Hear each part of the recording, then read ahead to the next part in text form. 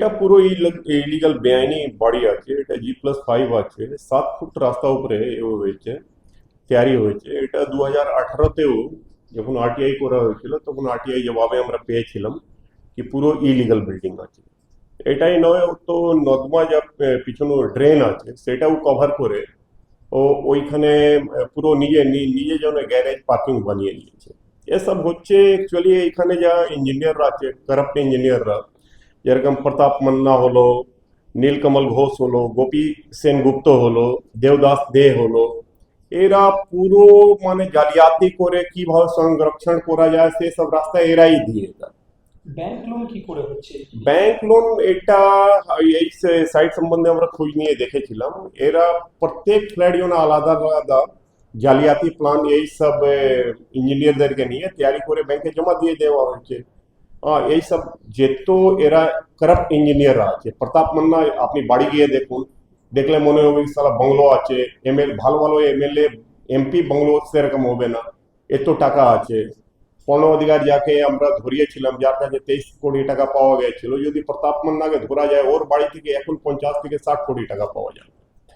যাই হোক, এরা এই সব প্ল্যান বানিয়ে দেয়, প্রমোটারকে দিয়ে দেয় কি ভাই এটা তুমি ব্যাংক লোন জন্য পার্টিকে দিয়ে দাও। যখন ও ব্যাংক আসবে ভেরিফিকেশন করতে জন্য, তখন এরাই বলে দেয় না ইটস ওকে। ব্যাংক যা ভ্যালুয়ার বলুন বা যা অ্যাডভোকেট আসবে, তারা স্যাটিসফাইড হয়ে চলে যায়। এর মানে মানে স্যাংশন আছে, তার জন্য এই ইঞ্জিনিয়ার বাবু চেয়ারে বসে বলছেন, সেই হিসাবে লোনগুলো হয়ে গেছে। এবার ভিকটিম তো যারা বায়ার আছে তারা তারা তো লোন নিয়েছে, ওরা জানে কিনা লোন নিয়েছে মানে সব পেপারগুলো ঠিক আছে। এরা এত বড় পাপ আছে, এই 4-5টা যে ইঞ্জিনিয়ার আছে, এদেরকে যতক্ষণ সরানো যাবে না, বালি মিউনিসিপ্যালিটিকে পরিষ্কার করাই যাবে, বালি মিউনিসিপ্যালিটি ভালোভাবে কাজই করতে পারবে। সেখানেই রয়েছে একটা G+। জানি ওইটা যা আছে, মোহাম্মদ শাহিদ করে একটা প্রমোটার আছে, এত বড় 2 নম্বরই প্রমোটার আপনি পুরো বিশ্বের পাবেন। সে একটা পার্টিকুলার অঞ্চল, তুমি যা বলছো ভাই, ওইটা 33/B/1 আছে, বিকে পল টেম্পল রোড, ওটা পুরো বেআইনি ভাবে বানিয়েছে। G+7 ওকে এরাই সহায়তা করেছে। ওর জন্য তো একটা আলাদা ইন্টারভিউ করতে হবে। ওর এত এত বড় লিস্ট আছে, তার জন্য এই মানে 1 মিনিটে ইন্টারভিউ হবে না। এত বড় লিস্ট আছে? এত বড় লিস্ট আছে মোহাম্মদ শাহিদে যা আছে। ও এখন দেখছি, ও আগে দাড়ি রাখতো, এখন দাড়ি সেভিং করে ঘুরছে। ও এখন বলছে কি আমি তো নিজের জন্ম আগে থেকে বিজেপি করি। বলুন, এইবার ও যা আছে মানে দেখাচ্ছে কি আমার এই নেতা এই নেত্রীর সঙ্গে আমার পরিচয় আছে। ও ইভেন নিজে পাড়াতে বিজেপি জন্য পার্টি অ্যারেঞ্জ করছে।